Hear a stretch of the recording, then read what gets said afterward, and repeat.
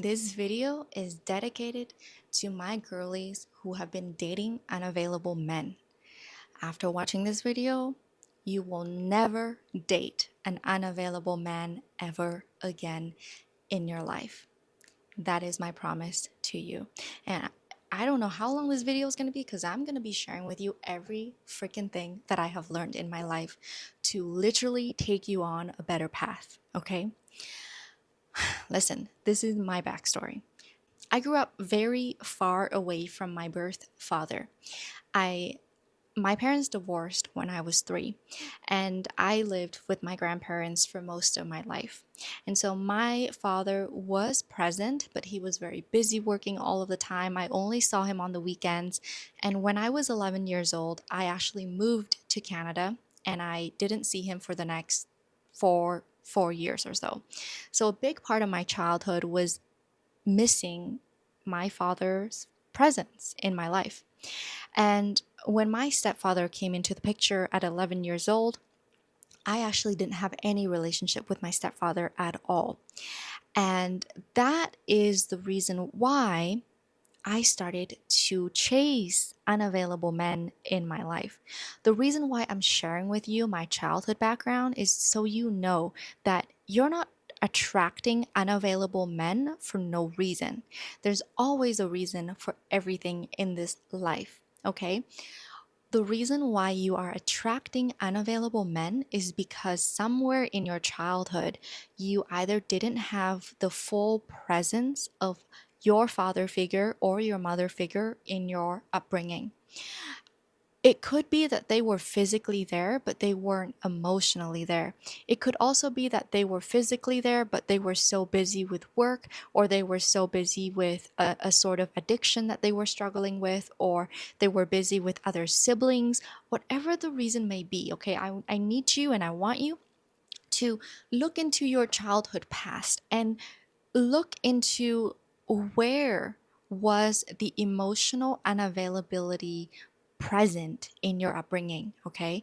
It's both from your father and from your mother. It's not just one or the other. Because whatever that impact of that relationship had, it created a gap inside of you where now you are familiar with unavailability. Whatever that we are familiar with, we are seeking out for it. You know, there's this part of the brain called the reticular activating system. Oh my God, I swear God, these terms, if I'm wrong, just excuse me, but I'm pretty sure I'm right. Okay, or close to being right.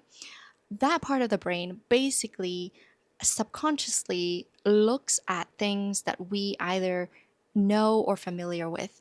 For example, you just bought a red car and now you're driving on the road and suddenly you see more red cars than you've ever seen in your life. That's because that part of your brain is activated because you're familiar now with the red car. That's why you see more of it.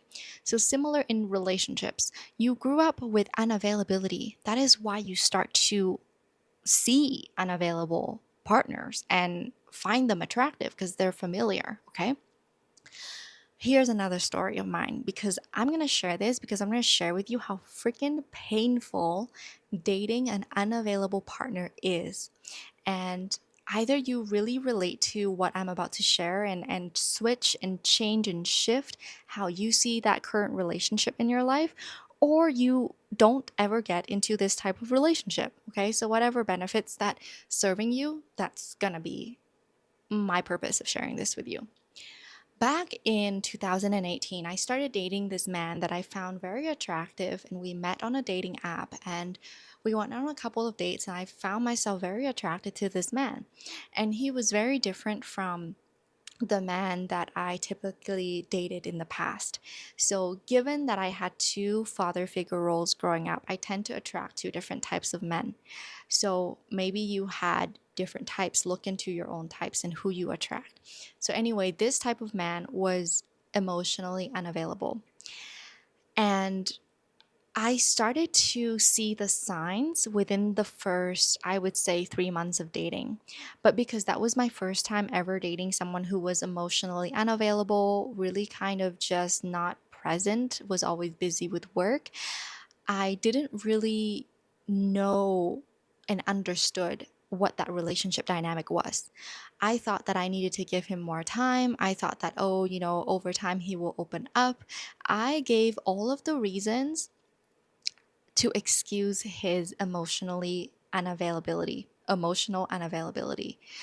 I gave all of the reasons to excuse his emotional unavailability. Okay, so like if he didn't call, I would say, oh, maybe he's busy. If he didn't do whatever, I would give him the excuse for it. Even when things were so bad, I would justify his actions just so that I can keep following him, chasing him, and seeking for love in the wrong places. Okay? It was so painful. Okay, it was so painful for 2 years and a half. I kept going for this guy. We were dating and then breaking off and then dating and breaking up and just on and off, on and off, on and off for 2 years or 2.5 years. Finally, one day I said to my coach, I said, why is it that dating this man feels like I'm being addicted to drugs? Okay. And she was like, if it's bad for you, why are you keep going for it? After that conversation, I quit. I quit it like I was quitting a drug. And I started diving into what it was that created this wound inside of me. It was my own codependency. I started to look into my own patterns of attracting unavailable men and the reason for it. And it was because of my relationship I didn't have with my stepfather.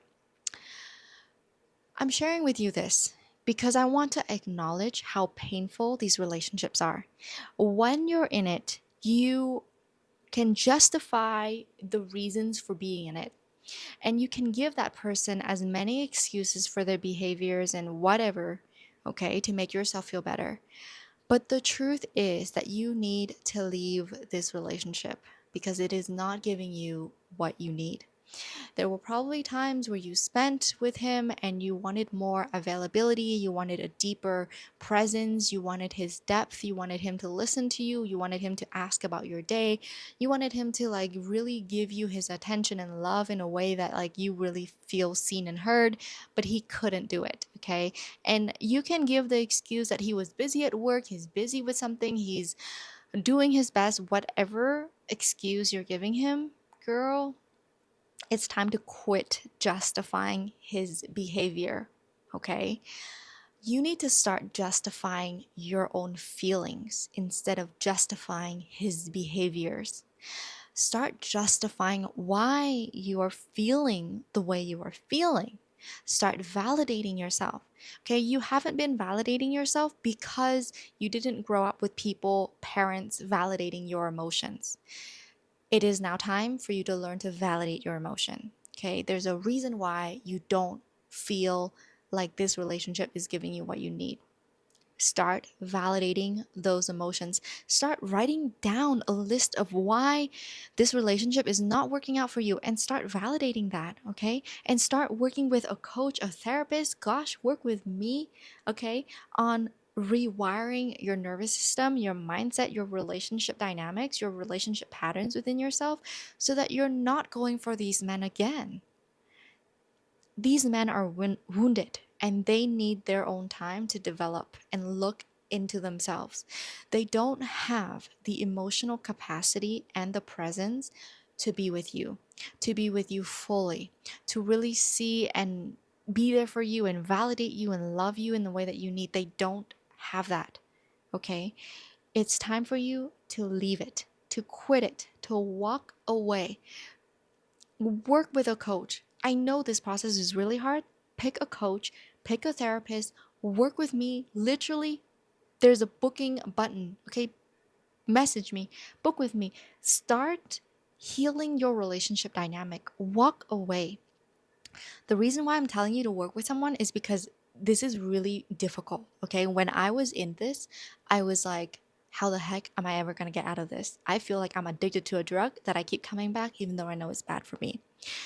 What helped me was my coach. She was my supporter. She was there. When I was freaking crying in my bedroom for straight 3 months, she was the person that I would call up when I'm just like, I just don't know if I can do this. I'm feeling so bad. She was there for me. She helped me through this breaking up process. You can do it all alone if that's what you want. That's totally cool. But honestly, as a girl to girl, call up a girl. Call up somebody that you can trust and receive support. You deserve to receive. You deserve to receive support, okay?